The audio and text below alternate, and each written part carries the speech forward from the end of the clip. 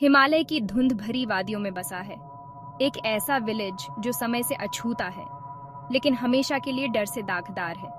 वे इसे भूतिया विलेज कहते हैं, भूतों का गांव। स्थानीय लोग प्राचीन श्रापों और भटकती आत्माओं के किस्से सुनाते हैं।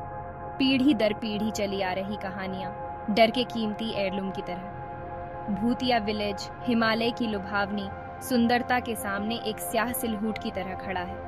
एक भयानक याद दिलाता है कि स्वर्ग भी अंधेरे को समेटे हुए है। कुछ ही लोग इसके दिल में जाने की हिम्मत करते हैं, और जो जाते हैं वे ऐसी कहानियां लेकर लौटते हैं जो रूह को कंपा देती हैं और सपनों को डराती हैं। कहानी शुरू होती है जैसा कि भूतिया विलेज की सभी कहानियां शुरू होती हैं, एक अजनबी के साथ। रोमांच की प्यास या शायद एक भयानक जिज्ञासा से प्रेरित होकर अर्जुन नाम का एक युवा फोटोग्राफर भूतिया विलेज की कथा का सामना करने का फैसला करता है। नीचे घाटी में ग्रामीणों द्वारा फुसफुसाते हुए चेतावनियों को अनसुना करते हुए वह विलेज में घुस गया, क्योंकि सूरज अपने अंतिम पड़ाव पर था।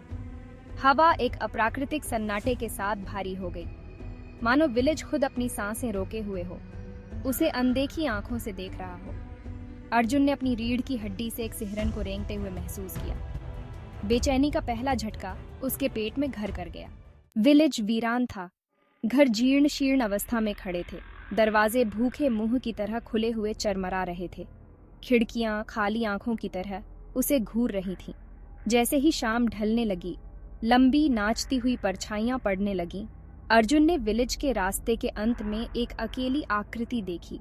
यह एक बूढ़ी औरत थी। उसका चेहरा झुर्रियों का नक्शा था।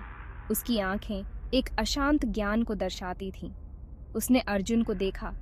उसकी निगाहों में उदासी और चेतावनी का अजीब मिश्रण था।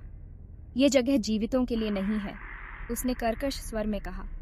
उसकी आवाज उम्र और अनकहे सच से भरी हुई थी। भाग 4। अंधेरे के साये में एक रात। महिला की चेतावनी को नजरअंदाज करते हुए अपने ही अहंकार से प्रेरित होकर अर्जुन ने विलेज में ही रात बिताने का फैसला किया। उसने एक परित्यक्त घर में आश्रय पाया, जिसका इंटीरियर परछाइयों और धूल से लदे जाले में लिपटा हुआ था। विलेज की खामोशी उस पर हावी हो गई, जो केवल घर के चरमराने और उसके अपने दिल की धड़कन से टूट रही थी। नींद अचानक और बेचैनी से आई। अनदेखी आंखों और फुसफुसाती आवाजों के बुरे सपने सताते रहे। भाग 5। भूतिया ट्रांसफॉर्मेशन। वह एकदम से सांस लेकर उठा। रात दिन से ज्यादा जीवंत थी। विलेज के बीचों बीच से एक भूतिया चमक निकल रही थी, जो उसे अपनी ओर बुला रही थी। अपना कैमरा भूलकर अर्जुन ने खुद को ईथर लाइट की ओर खींचते हुए पाया। एक अनदेखी शक्ति उसे आगे खींच रही थी। जैसे ही वह प्रकाश के स्रोत के पास पहुंचा, उसने उन्हें देखा।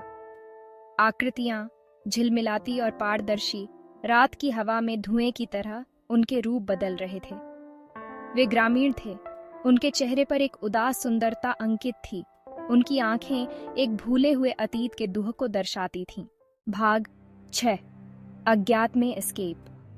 डर कच्चा और भस्म करने वाला आखिरकार अर्जुन को जकड़ गया।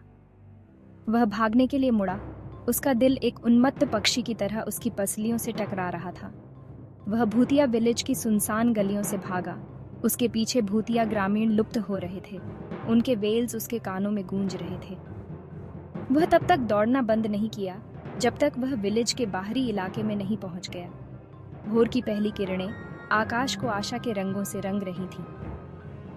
अर्जुन कभी भूतिया विलेज नहीं लौटा, लेकिन उस रात की याद, भूतिया ग्रामीणों के साथ द्रुत शीतल मुलाकात उसे हमेशा के लिए डराती रही। विलेज रहस्य और भय के अपने आभा में डूबा रहा।